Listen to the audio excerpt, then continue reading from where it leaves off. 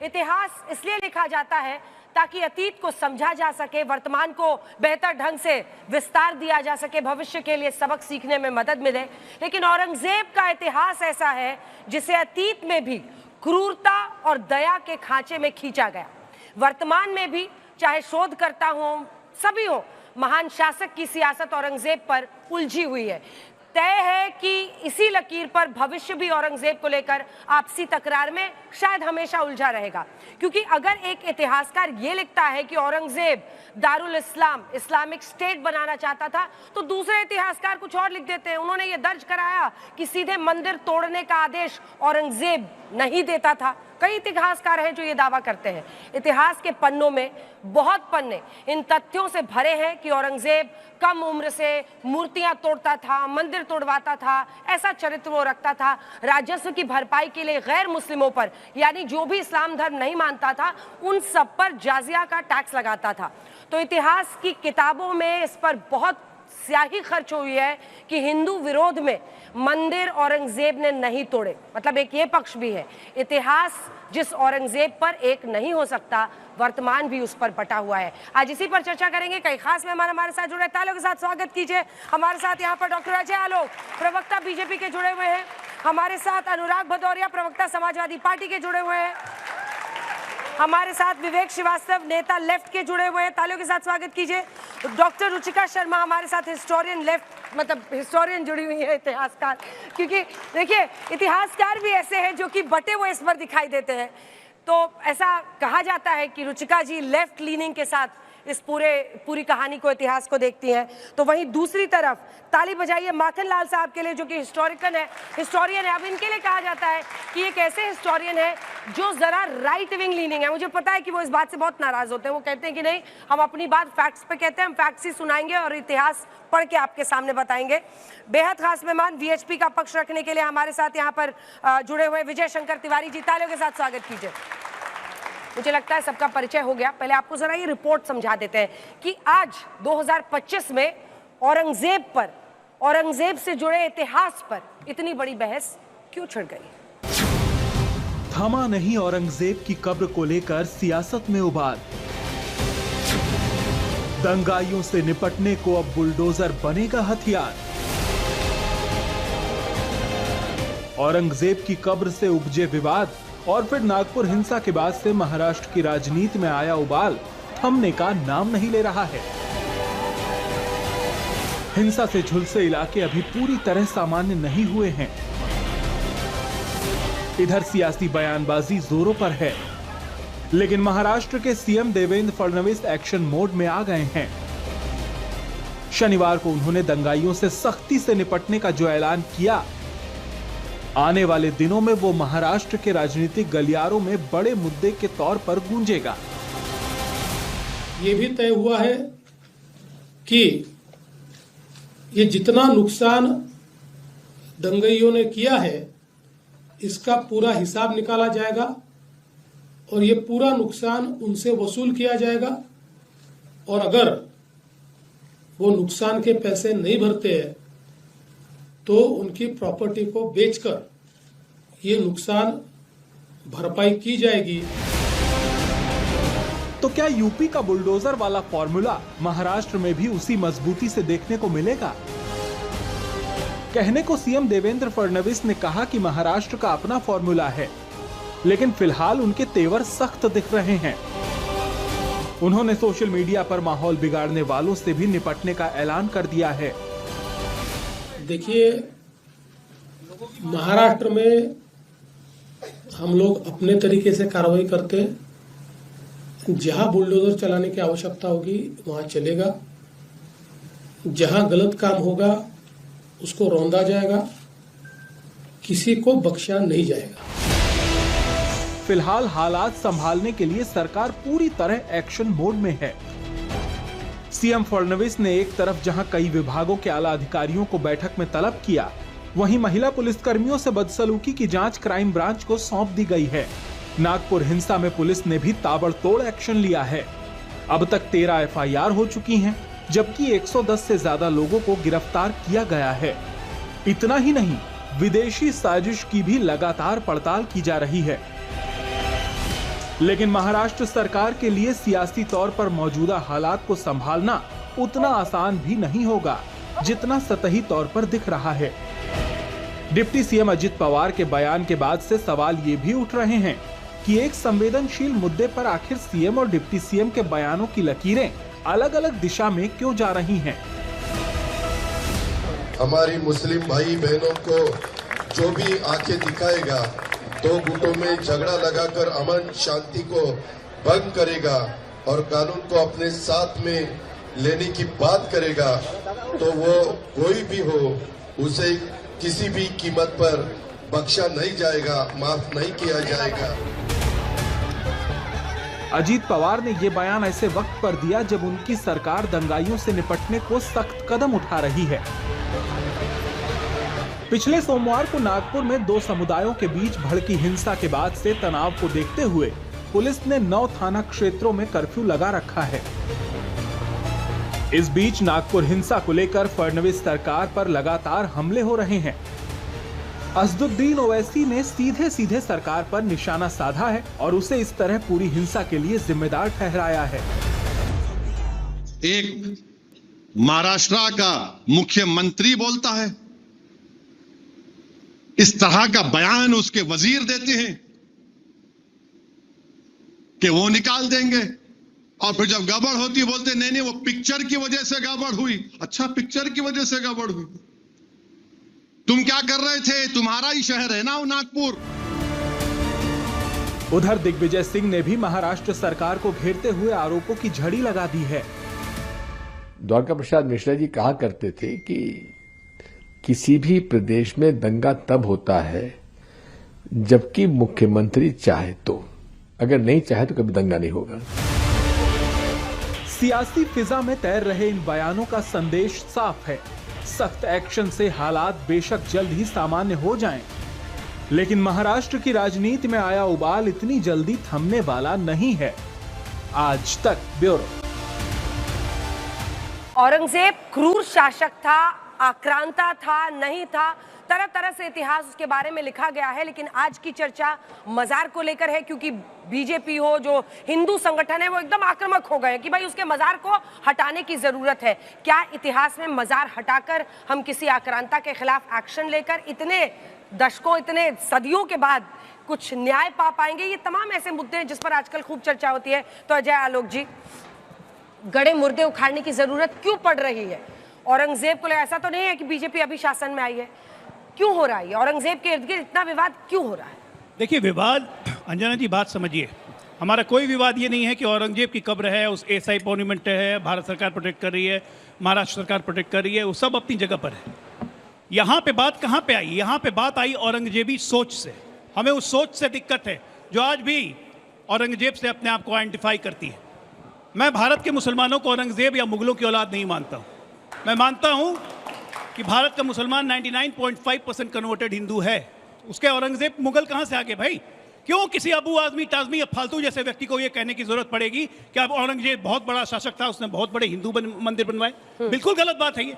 और आज भी मैं कहता हूँ, ये जो नागपुर की हिंसा हुई, ये औरंगजेब पे जो विवाद हो रहा है, कोई यूपी में बयान दे रहा है, ये क्या है? ये औरंगजेबी मानसिकता है। देखिए, बात समझिए, आप लोग भी समझिएगा, या पढ़िएगा जाके गूगल में जरूर। एक है Darul ul Harb, land of conflict. यह हमारा हिंदुस्तान उसी में है। दारुल उल इस्लाम मतलब लैंड ऑफ पीस। ये उस मेंटालिटी से लड़ाई है जो इस देश को दारुल उल हर्ब से दारुल उल इस्लाम बनाना चाहती है। इसलिए औरंगजेबी मानसिकता लाना चाहती है, और हम राजनीतिक और सामाजिक रूप से इसका पुरजोर विरोध करते हैं और करते रहेंगे। औरंगजेब तो मर गया 350 साल पहले, लेकिन किस्मत देखिए भाई साहब, उस सोच को अभी तक जिंदा रखा है।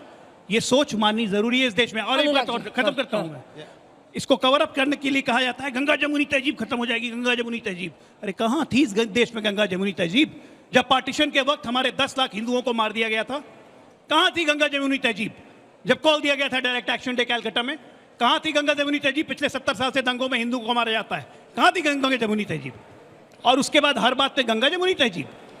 तुरंत आप बात करते करते करते आपको औरंगजेबी सोच आ जाएगी। इसीलिए अगर गंगा जमुनी तहजीब रखनी है तो औरंगजेब सोच को निकालना पड़ेगा इस देश से। आपके विधायक अनुराग जी, आपके विधायक अबू आजमी की जो औरंगजेब परस्ती है, औरंगजेब के जो फैन है, कितना भारी पड़ा देश को कि आज हम लोग 1 घंटे तक अब ये बहस करेंगे कि औरंगजेब क्रूर, क्योंकि इस पर इतिहास बटा हुआ है। यहाँ पर मेरे पास ही माखनलाल जी तमाम अलग अलग किताब है। शिबली नोमानी अपनी किताब औरंगजेब आलमगीर पर एक नज़र में लिखते हैं कि इस्लाम के प्रति औरंगजेब का उत्साह एक संत के बजाय एक राजनेता जैसा था। तो उनका महिमा मंडन करने वाले भी इतिहासकार थे। वहीं जो जदुनाथ सरकार है वो सीधा लिखते हैं कि वो इस्लामिक स्टेट बनाना चाहता था जहां इसे नहीं मानने वाले लोगों को मौत की सजा दे दी जाती। अब ऐसे में महिमा मंडन करने का आज 2025 में ठेका आपकी पार्टी के विधायक ने क्यों लिया? उसके बाद नहीं तो बवाल हुआ। देखिए अंजना जी, बहुत साफ और एकदम क्लियर बात है, ना हम हिंदू हैं, ना मुस्लिम हैं, ना सिख हैं, ईसाई, हम सबसे पहले हिंदुस्तानी हैं। मेरा एक ही मजहब है, हिंदुस्तानी, और हिंदुस्तानी होने पे फ़र्क है। और मुझे फ़ख्र इस बात का होता है, मुझे याद आती है आपकी इस बात से 1857 का विद्रोह, जब मंगल पांडे ने विद्रोह की सबसे पहले आवाज़ उठाई थी। कौन उनके साथ खड़ा हुआ था? उस समय मुगल का सबसे लास्ट राजा होता था बहादुर शाह जफर। बहादुर शाह जफर खड़े हुए, उनके साथ कौन खड़ा हुआ था? रानी लक्ष्मीबाई। उनके साथ कौन खड़ा हुआ? तात्या टोपे। उनके साथ कौन हुआ? पेशवा जी। ये लोगों ने मिलकर जब अंग्रेजों को पानी पिला दिया, तब अंग्रेजों को पता चला नहीं हम हिंदू मुस्लिम हिंदुस्तान में एक हैं। और मुझे आपके बीच में नहीं बोला अंजना जी, अभी आ रहा हूं, चुप रहिए।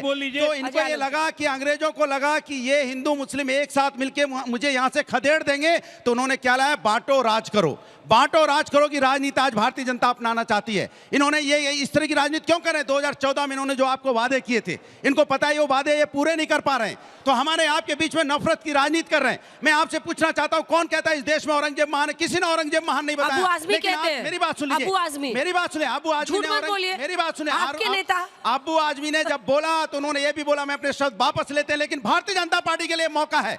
वो चाहते हैं समाज के अंदर में इस तरह की राजनीति होती रहे। नागपुर में दंगा हुआ, सरकार किसकी है? भारतीय जनता पार्टी की। यूपी में दंगा हुआ, सरकार किसकी है? भारतीय जनता पार्टी की। दिल्ली में दंगा हुआ, सरकार किसकी? भारतीय जनता पार्टी की। हरियाणा में दंगा हुआ, सरकार किसकी? भारतीय जनता पार्टी की। सरकार इनकी, जिम्मेदारी विपक्ष की। बताइए, वहां पुलिस को आप अगर पुलिस को वहां पीट दें, पुलिस की वर्दी फाड़ दें, कुल्हाड़ी मार दें, जहां पुलिस सुरक्षित नहीं होगी अंजना जी, कुल्हाड़ी मारा के अंदर कुल्हाड़ी किसने मारा? पुलिस को बोलिए। वही तो पूछ रहा हूं, नागपुर में कुल्हाड़ी मार दी गई? आपका डिपार्टमेंट क्या कर रहा था? इंटेलिजेंस डिपार्टमेंट क्या कर रहा था? आपकी पुलिस क्या कर रही थी? आपका सरकार क्या कर रही थी? रोने के लिए क्या? रोने के लिए सरकार बनाई है क्या? रोने के लिए बनाई क्या? आप किसी को नहीं पकड़ पाते, रोने के लिए आ जाते हैं। कमाल की बात करते हैं। आप रोना बंद कीजिए, रोना बंद कीजिए, रोना बंद कीजिए, अपना एडमिनिस्ट्रेशन मजबूत कीजिए, रोने की बात बंद कर दीजिए। आपकी जिम्मेदारी होती है कानून व्यवस्था बनाए रखना, जो आप नहीं बना पा रहे हैं। रोने आ जाते हैं। रोना बंद कीजिए। तिवारी जी, 2 लोगों के पास ड्यूअल ओनरशिप है अभी मजार की औरंगजेब की। एक तो एसआई प्रोटेक्टेड भी है और वक्फ ने भी उसको अपना बाय यूज कहते हैं कि ये उनकी जमीन है। अब आप कह रहे हैं मजार हटाइए, ये क्या है? मतलब ये क्यों हिंदू संगठन जो वहां पर विरोध कर रहे थे, इसकी क्या वजह है? चाहते क्या आप लोग? कैसे होगा? या सिर्फ उन्माद पैदा करना है? अंजना जी, दुनिया भर के हर देश में उनके अपने हीरो के प्रतीक होते हैं, उनके नायकों के प्रतीक होते हैं। और आप जानते हैं कि कॉलेजेस से और स्कूलों से बच्चों को ले जाते हैं, प्रतीकों को दिखाते हैं, स्मारकों को दिखाते हैं और प्रेरणा लेने के लिए दिखाते हैं।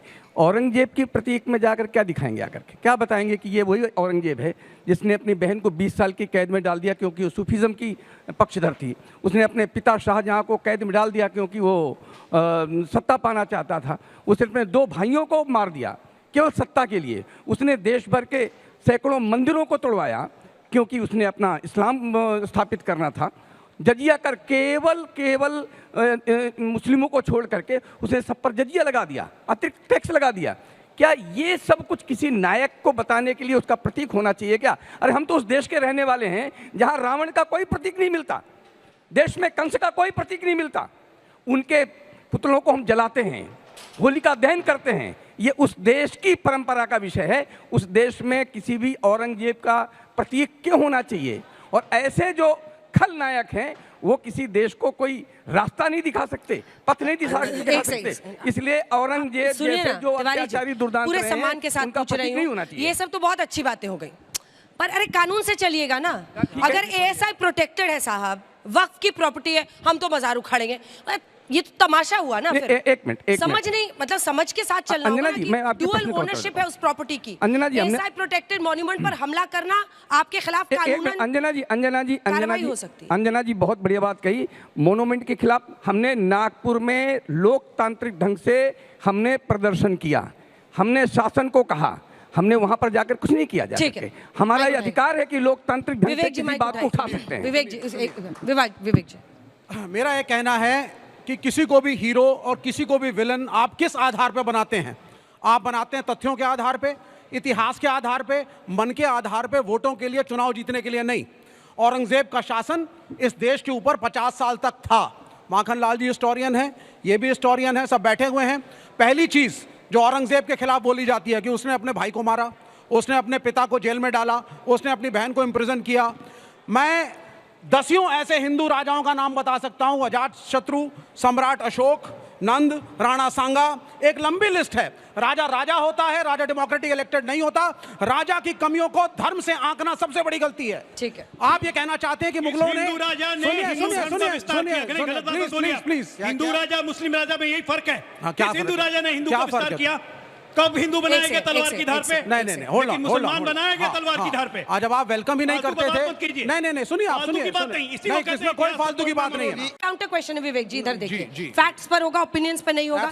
तो आलमगिरी आपको भी पता होगा, मसरत आलमगिरी जब उसके कोर्ट में ही उसी की रिकॉर्डिंग है, मतलब उसी के लोगों ने उस समय की हिस्ट्री को नोट किया, उसी में खुद लिखा है कि काशी विश्वनाथ के मंदिर को हमने तोड़ा। And I quote, please wait sir, and I quote, Glimpses of World History, Jawaharlal Nehru 1932, जिन्होंने ये लिखा कि अकबर टाइम, औरंगजेब के बारे में लिख रहे हैं, ही डिस्ट्रॉयड हिंदू टेम्पल्स बाय 1000, यानी उसने हिंदू मंदिरों को हजारों की संख्या में तोड़ा। And many a beautiful old buildings of the past and दस रिड्यूस्ड इट टू डस्ट। ये जवाहरलाल नेहरू ने भी लिखा, तो ये सब फैक्ट्स पर बेस नहीं था। जी, अब आप सुन लीजिए, जवाहरलाल नेहरू की जिस किताब को आप कोट कर रहे हैं वो ऑथेंटिक स्टेटमेंट मैं नहीं मानता हूं। और आलमगिरी हिस्टोरियंस को मानिए, that is one of the observations, there are other observations.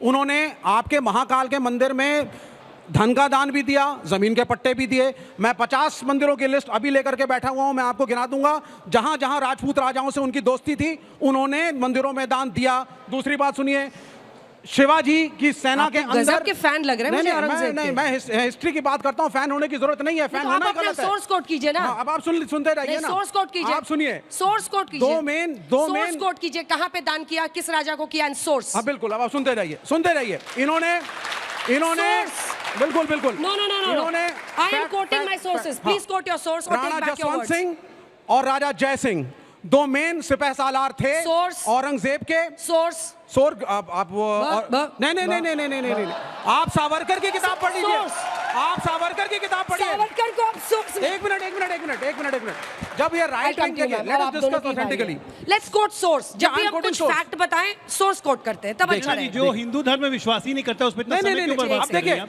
You are trying to make a villain for your election benefits. इसको मुगलों का ये आरोप आप लगा सकते हैं, लेकिन सोर्स कोड इतिहास में झूठ मत बोलिए। इन्होंने कहा, झूठ क्या, ये झूठ बोलते हैं। इन्होंने कहा गंगा जमुनी तहजीब नहीं थी। अकबर के कार्यकाल में रामचरितमानस की रचना तुलसीदास ने करी कि नहीं? तो थी गंगा जमुनी तहजीब की नहीं? कितने ग्रंथ लिखे गए? कबीर किस काल में थे? किस रिलीजियस डिस्क्रिमिनेशन की आप बात करते हैं?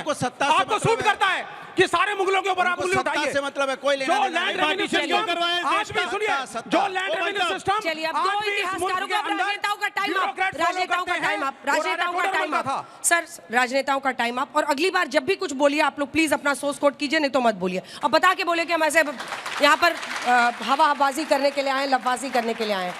मैं आपके पास आना चाहती हूँ माखन लाल जी, और उसके बाद से रुचिका जी आपके पास। आप इतिहास को फैक्ट्स के साथ, हमारे यहाँ पर जो युवा मौजूद है, जो देशवासी सुन रहे हैं, औरंगजेब पर इतिहास क्या कहता है? माखन लाल जी। अंजना जी, आपसे एक निवेदन है कि 45 वर्ष मैंने यूनिवर्सिटी में अध्यापन किया है। हाँ। और क्लासरूम में इतने हंगामे में नहीं कर पाया हूँ। और ये भी बता दूं कि मैंने कहाँ पढ़ाया, Banaras Hindu university, Cambridge university, Aligarh Muslim university और दिल्ली में हेरिटेज इंस्टीट्यूट का संस्थापक निदेशक। बिल्कुल सर।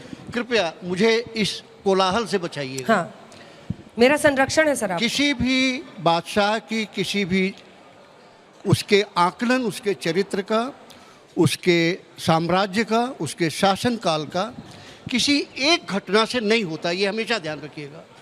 एक पैटर्न होता है और वही बराबर जब घटनाएं दोहराई जाती हैं, उसी तरह की घटनाएं दोहराई जाती हैं तो वो पैटर्न बन जाता है। मुझे याद है कि 2002 में मैंने एनसीईआरटी की 11th क्लास की एक किताब लिखी थी और पुष्यमित्र शुंग जो अशोक का वंशज था, मैंने ये लिखा था कि पुष्यमित्र शुंग को दशरथ जो उनका था, वो अशोक का नाती, उसको पुष्यमित्र सिंह जो उनका आर्मी चीफ था उसने हटाया।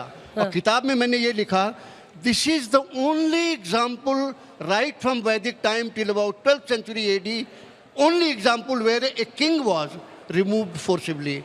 Remember, I did not use the Hindu, I did not use the Muslim. Hindi में बोलना होगा थोड़ा। Remember, I did not use the Hindu, I did not use the Muslim. I said only अकेला example है ऋग्वैदिक काल से लेके 12वीं शताब्दी तक जहां राजा तलवार के दम पे हटा दिया गया था। Only example.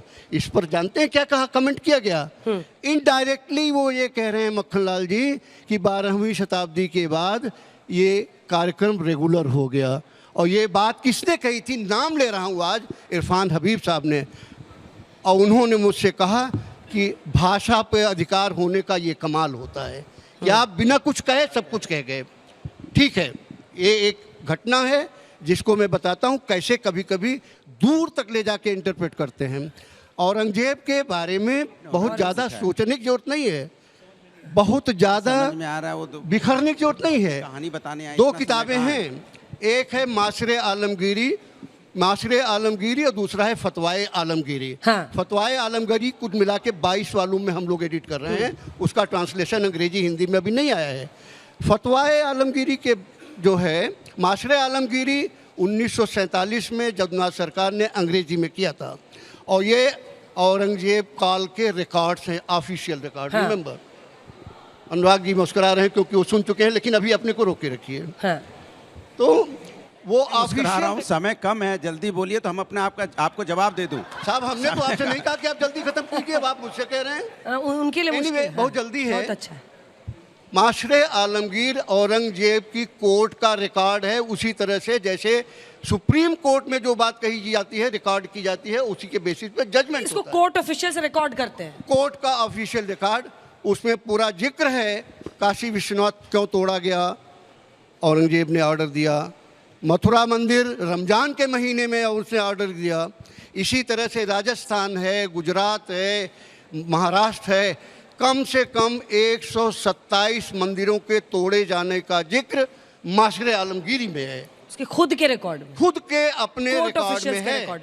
तमाम बार लोग कहते हैं कि औरंगजेब ने लैंड ग्रांट दी थी।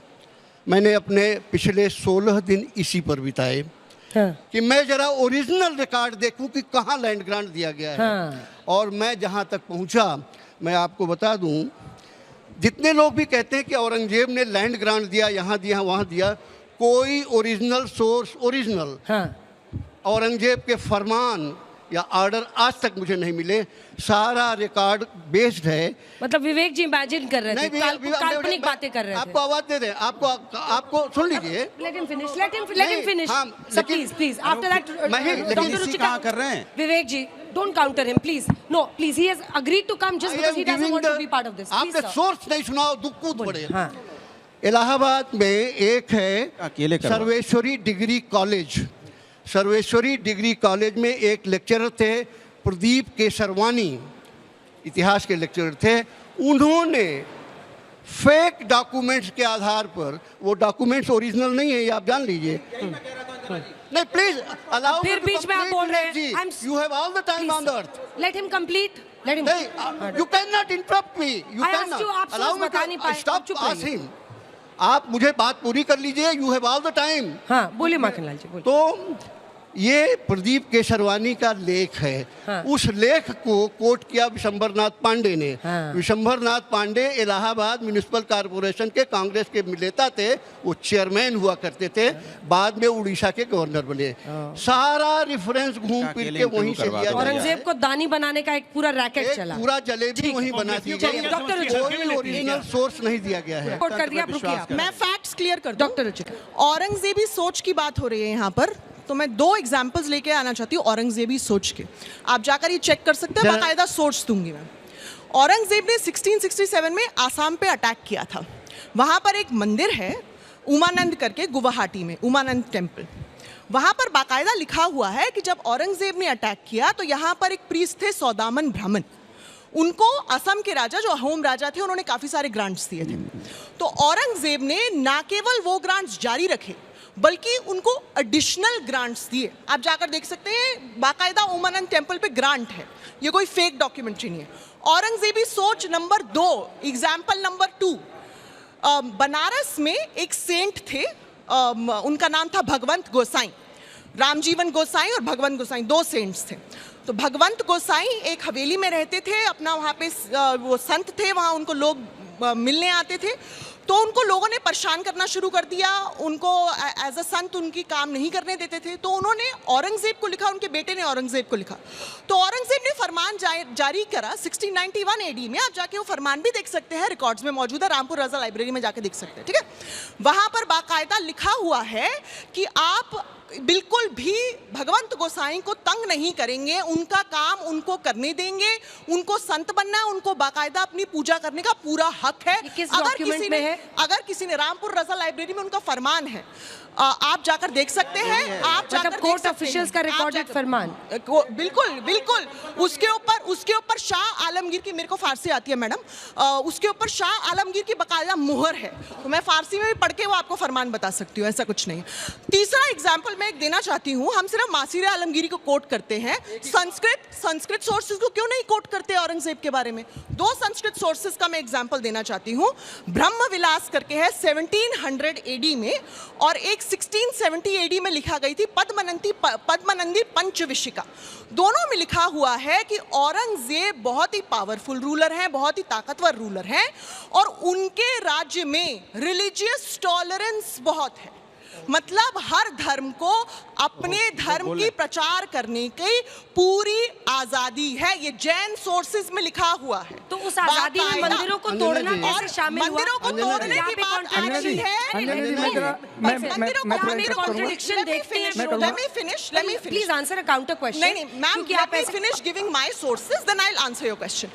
आपने बात की कि कहाँ ये लैंड ग्रांट्स हैं, सर जाकर देख सकते हैं, चित्रकूट में है, बालाजी मंदिर में इतना बड़ा फरमान है। महंत बालक दास निर्वाणी को फरमान मिला था, औरंगजेब आए थे, बाकायदा उन्होंने गैरत खान को नियुक्त किया था कि ये मंदिर बनना चाहिए। मंदिर जाके देखिए, पूरा मुगल चारचाला स्टाइल रूफ में बना है। किसने बनवाया है वो? औरंगजेब ने बनवाया है वो। नौनिध राय करके 1699 में गोपामाऊ में गोपीनाथ मंदिर है, वहां पे एक इंस्क्रिप्शन मौजूद है कि नौनिध राय ने यहां पर टैंक बनवाया, मंदिर बनवाया। किसने पैसे दिए? औरंगजेब ने पैसे दिए, ठीक है। आप जाकर ये सब मंदिरों के रिकॉर्ड मौजूद है। सोमेश्वर देव टेम्पल, जो है प्रदीप केशरवानी की डॉक्यूमेंट को फेक बोल रहे हैं, सोमेश्वर देव टेम्पल में धर्मडंडा मौजूद है, वहां पर एक पिलर मौजूद है, वहां लिखा है कि इलाहाबाद आए थे औरंगजेब और उन्होंने ग्रांट्स दिए मंदिर को। तो ये सारी की सारी डॉक्यूमेंटेशन अवेलेबल है, इतिहासकार झूठ नहीं बोल रहे हैं। बहुत छोटी सी बात की टिप्पणी करना चाहता हूँ। आपने बहुत शब्द अच्छा इस्तेमाल किया किसी कोट करते हुए कि औरंगजेब बहुत रिलीजियस नहीं, इन्होंने कहा रिलीजियस टॉलरेंस थी, आपने कहा कि बहुत ज़्यादा थी और सबको आज़ादी थी। सबको आज़ादी थी, सिर्फ गुरु तेग बहादुर को नहीं थी। फिर बीच में नहीं मैडम, स्टॉप मत करिए मुझे। अभी आप बैक से डाइवर्ट कर रहे हैं। बोल रही थी तो मैंने नहीं इंटरप्ट किया। सबको बहुत आज़ादी थी। नहीं विवेक जी, देखिए, आप बोल रही थी, मैं नहीं बोला। सबको बहुत रिलीजियस आबादी थी, इसीलिए गुरु तेग बहादुर को नहीं थी, गुरु गोविंद सिंह के बच्चों को नहीं थी। 9 साल के बच्चे और 7 साल के बच्चों को छिनवा दिया गया। इतनी आजादी थी कि जो लोग उसके धर्म को नहीं मानते थे उनके ऊपर जजिया लगाया गया। इतनी धर्म की आबादी थी, इतनी ज्यादा धर्म मानने की आजादी थी, जो औरंगजेब की बात नहीं मानते थे उसके ऊपर जजिया लगा दो। जजिया का मतलब आप जानते हैं? जीने के लिए आप रैंसम दे रहे हैं, पैसा दे रहे हैं। Can I answer? एक second, can I just please answer for a second? Can I answer for a second? Just a second. J.S. Grewal एक सिख हिस्टोरियन है, खुद भी सिख है वो। उन्होंने बहुत अच्छी किताब लिखी है द सिक्स, सब जाके पढ़िएगा प्लीज। यहाँ पे स्टूडेंट्स भी हैं, मैं भी स्टूडेंट्स को पढ़ाती हूँ। तो वहां पर उसमें उस किताब में लिखा है कि गुरु हर राय एक सिख गुरु थे, उनके बेटे राम राय को देहरादून में tax free land grant Aurangzeb ने दिया है। मैं तो इंडिविजुअल की बात नहीं कर रहा हूँ, मैं स्टेट पॉलिसी की बात कर रहा हूँ। गुरु तेग बहादुर की लड़ाई पॉलिटिकल लड़ाई, हम लोग बोल रहे हैं, रिलीजियस लड़ाई नहीं। खोजना मुश्किल होगा। विवेक जी, माखन लाल जी, अब आप होकर डाइवर्ट। माखनलाल जी को आप नहीं एड्रेस करेंगे, एड्रेस मी। एक बात अभी उन्होंने पहले ही कहा है, अभी जो बात चर्चा में आई है, अभी जो बात चर्चा में आई है, चर्चा में ये आई है कि आप विश्व हिंदू परिषद वाले नागपुर में जाकर के इंस्टिगेशन कर रहे हैं। आपको किसी भी झूठे इतिहासकार को पढ़ने की आवश्यकता नहीं है। बाबर को पढ़िए, बाबरनामा पढ़िए, आलमगीर पढ़िए, औरंगजेब के द्वारा आपको सही इतिहास मिल जाएगा।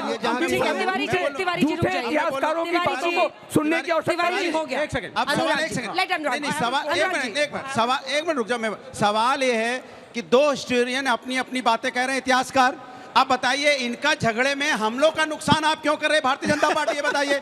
हमारा समय 2025 चल रहा है, आप हमारे अधिकारों को इनके झगड़े में क्यों समेट रहे हो? भाई जब हम कहते हैं आजमी को कह रहे हैं, औरंगजेब से औरंगजेब से कोई लेना देना नहीं है, सब कह रहे हैं, लेकिन ये लोग औरंगजेब को भारतीय जनता पार्टी बार बार जिंदा कर रही है और फिर बाद नहीं जिंदा हो रही तो हिस्टोरियन को बुला रहे हैं। बोलिए आपस में लड़वाइए, उसके बाद हमारा क्या मतलब? भाई लड़िए आपस में। सवाल बीजेपी से है कि औरंगजेब और संभाजी महाराज में फर्क के लिए छावा मूवी की जरूरत क्यों पड़ी?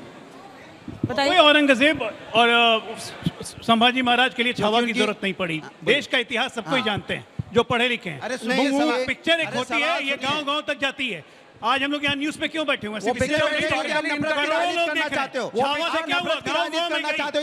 इतिहास नहीं पता था, आपकी पीढ़ी के लोगों को इतिहास ये औरंगजेब के समर्थक हैं। औरंगजेब के समर्थक भारतीय जनता पार्टी है जो औरंगजेब को जिंदा किए हुए कब्र से खोद के लाई। यहाँ पे हिस्टोरियंस के बीच में इतने क्लैशेस हो रहे हैं, तो बताइए हम किसकी हिस्ट्री पे भरोसा करें? बिल्कुल सही कह रहे हैं, यही तो मैं कह रहा हूँ। हिस्टोरियन से श्योर नहीं है। That's a very good question. मैं आपको बताना चाहती हूँ कि please wait, I didn't address it. हम कर माफ करने की बात कर रही हैं, तो वीर गोखला का पता है ना, किसान विद्रोह जो औरंगजेब के खिलाफ हुआ था, तो हम बोलिए उस पर कुछ। ठीक है, अभी रुक जाइए।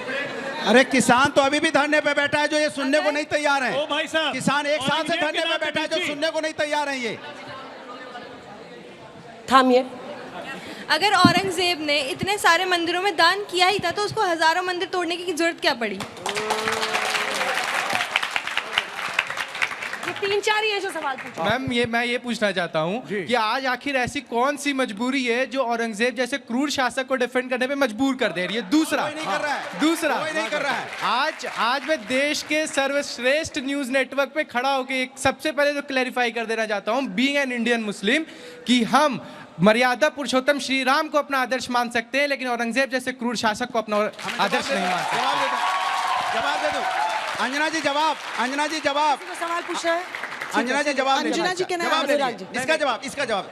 देखिए, हमने पहले भी बोला था और आदरणीय आजम खान साहब ने बोला था कि मुगल हमारे आदर्श नहीं है, हमारे आदर्श श्री राम है। सवाल यह है कि भारतीय जनता पार्टी से सिर्फ इतना आग्रह होता है कि ये हिंदुस्तान हिंदू मुस्लिम सिख ईसाई सबका है, आपके सबके सम्मान कीजिए, किसी के बीच में नफरत की आप नफरत के अलावा नहीं करना चाहते। आप मुगल को जिंदा करके लाके हमको डाइवर्ट कर रहे हैं हमारे अंदर। नहीं, मुगल को डाइवर्ट बहुत चिल्ला-चिल्ली हो गई। देखिए अंजना जी, गलत बात है। हम लोग बोलना शुरू करते, चिल्लाना शुरू करते हैं, बहुत गलत बात है, बहुत गलत बात है। अरे मेरी बात सुनिए, बारी-बारी से सबकी बात सुनिए। प्लीज रटाई बातें मत बोला करो, बोलने दीजिए। रटी रटाई बातें मत बोलो। औरंगजेब अब इनको देश के अंदर में अब इनकी नीयत और नियत इतनी कमजोर भारतीय जनता पार्टी को हो गई है कि औरंगजेब की कब्र के पीछे छुपना पड़ रहा है कि औरंगजेब को लाके हमारे बीच में छोड़ दिया गया है, जिसमें हम चर्चा कर रहे हैं, जो 350 साल पहले मर चुका है, जिसका हमको कोई लेना देना नहीं है। कोई औरंगजेब का सम्मान नहीं करता, बट इन्होंने जिंदा किया हुआ है क्योंकि हमारे आपके बीच में नफरत हो के राजनीति करना चाहते हैं। ये सत्ता लालची है, सत्ता चाहते हैं, सत्ता के अलावा कुछ नहीं चाहिए। सबसे पहली बात, जब आपको इतना लगता है कि भारतीय जनता पार्टी ने मुद्दा उठाया तो आप भी समर्थन कर दीजिए कि ठीक है, औरंगजेब की कब्र नहीं होनी चाहिए, वीएचपी का समर्थन करते हैं। किसने बोला? अच्छा सुनिए, मुद्दा खत्म। अच्छा, कब्र कब खत्म? अच्छा बताइए, कब समर्थन? एक सेकंड आक्रांता है, औरंगजेब हमारे आदर्श नहीं है, नायक नहीं है, फलाना ज्ञान की बातें ये वो लटर पटर जितने हिंदू संगठन कर रहे हैं, औरंगजेब की कब्र नहीं होनी चाहिए। समाजवादी पार्टी बोले हम समर्थन में खड़े, औरंगजेब की कब्र नहीं होनी चाहिए। बीजेपी का मुद्दा देख लो, फिर लो हमसे मुद्दा। एक लाइन जवाब मना कर रहा है। एक लाइन। अच्छा, कब्र खोदना चाहते हैं आप? आप चाहते हैं, आपके लिए मुद्दा नहीं है ना? खोदना चाहते हैं, बताइए हाँ है ना? इनके पास जवाब नहीं है, सिर्फ बोलते हैं। इनको पता है कि देश में संविधान है, न्यायपालिका है, ऐसे नहीं हो सकता। यहाँ तलवारों पे शासन नहीं चलता, ये राजाओं का देश नहीं है, लोकतंत्र है। यहाँ पे जनता के माध्यम से राजा चुना जाएगा, तलवार के माध्यम से नहीं चुना जाएगा। एक लाइन हो गई, माइक नीचे रखिए। मैं आपको एड्रेस करूंगा। आप खड़े हुए, आपने बोला कि मैं एक मुसलमान हूँ, एक युवा हूँ, लेकिन आपने अपने आदर्श को श्री राम को बताया, बड़ी अच्छी बात है। लेकिन मैं दूसरा सवाल पूछूंगा। मेरा मानना है मुगल भी इस देश के इतिहास और संस्कृति का हिस्सा हैं। औरंगजेब ने भी इस मुल्क में 50 साल शासन किया है, सही भी किया है, गलत भी किया है। जहां पे जजिया था वहां ज़कात भी ली गई है। जहां मंदिर तोड़ने का इल्जाम है वहां मंदिरों में दान का भी इल्जाम है। आप पॉलिटिकल फायदे के लिए एक पर्टिकुलर राजा को सिर्फ इसलिए कि वो मुसलमान था और अगर वो ईसाई की कब्र है, ना मुगल इस देश के मेरे हेरिटेज का पार्ट है। आप दोनों से लूंगी लास्ट।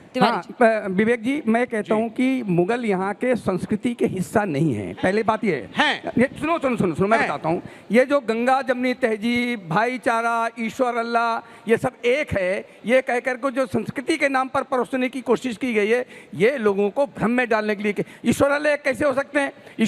जो ईश्वर को मानने वाले सब प्रतीक मानते हैं, मूर्तियां मानते हैं, उनको आप तोड़ते हैं। गांधी के विरोधी यही बोलेंगे, उसको एक गांधी के विरोधी यही बोलेंगे मुल्क सबका है, मुल्क सबका है, मुल्क सबका है और मुल्क में सब रहेंगे और ईश्वर और अल्लाह एक है। संस्कृति का गांधी का देश है, गोडसे का देश नहीं है। कौन सी मजबूरी है? श्री राम की बात कर रहे हैं, मैंने गांधी का राम है और आप गोडसे के राम की बात करते हैं। दोनों राम अलग हैं, वहां जाने की जरूरत नहीं है। दोनों राम अलग हैं। हम अकबर में रहते, हम रहते हैं औरंगजेब में रहते हैं, बाबर में रहते हैं। जिस टैक्सेशन की जिस बात को बाबर स्वीकार करता है, आप फॉलो करते हैं, वो भी आप करते हैं, खुद स्वीकार करता है, उसकी बात को पलटने की आपकी कौन सी मजबूरी है? विवेक जी रुकिए सर, गजब इंजन है आपका, स्टार्ट होता है रुकता ही नहीं है। बोलो, मैं रुक जाऊंगा। विवेक जी, आपकी बात को हेडेक हो गया यहाँ खड़े खड़े। आपकी बात को बड़ी करके आगे बढ़ा रहा हूँ। आपने कहा कि जहां जजिया लिया गया वहीं जकात भी बांटा गया। दोनों के मतलब आप नहीं जानते, कुरान खोल के पढ़िए पहले। नहीं, टैक्सेशन दोनों से लिया पूरी गया। होने दीजिए। मैंने आपको इंटरप्ट नहीं किया था, मैंने आपको इंटरप्ट नहीं किया था। मुझे बता दीजिए जजिया कितना परसेंट एडमिनिस्ट्रेटिव स्टाफ। आप इधर देख के बोलिए, आपको देख के बोलेंगे, या मुझे देख के बोलिए। जजिया हमेशा नॉन मुस्लिम, बीच में मत घसीट, मुझे बोलिए ना सर। जजिया नॉन मुस्लिम से लिया जाता है और जकात जो है नॉन मुस्लिम को नहीं दिया जा सकता। आप कह रहे हैं कि जजिया लिया जा रहा है, दोनों केसेस में इट वाज ठीक है। डॉक्टर रुचिका, हाँ, I want to answer 3 questions जो स्टूडेंट्स ने पूछे थे यहाँ पे। सबसे पहले तो हजार मंदिर की आप मुझे सोर्स बताइए, ठीक है। दूसरा, रिचर्ड ईटन ने एक स्टडी की थी जहाँ पे 1192 से 1707 के बीच में 80 मंदिर तोड़े गए, उसमें से 10 मंदिर औरंगजेब ने तोड़े। उन्होंने लिस्ट जारी की है, सब जाके ये किताब पढ़े, टेम्पल डेसिक्रेशन करके है, रिचर्ड ईटन की किताब है, बहुत इंटरेस्टिंग है, 100 पेजेस की, आप जाके पढ़िएगा, बहुत इंटरेस्टिंग है। तो ये कोई आइडिया ही नहीं है कि उन्होंने 1000 मंदिर तोड़े। आप हाइपर बोले में ना पढ़े, व्हाट्सएप ना पढ़े।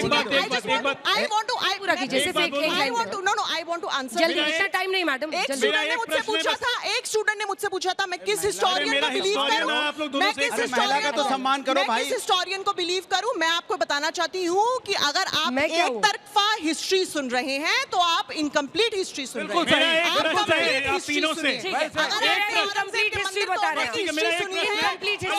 मंदिर बनाने की हिस्ट्री को मान लिया मैंने, हिस्टोरी। एक प्रश्न है मेरा, सिर्फ एक प्रश्न, ये बता दो कि अल्लाह के नाम पे इस देश को डिवीजन किया गया था कि नहीं? अल्लाह के नाम पे नहीं किया गया था, उसमें हिंदू महासभा का उतना ही बड़ा हाथ था, उसमें हिंदू महासभा का उतना ही बड़ा हाथ था। चलिए, 47 लोग आ गए।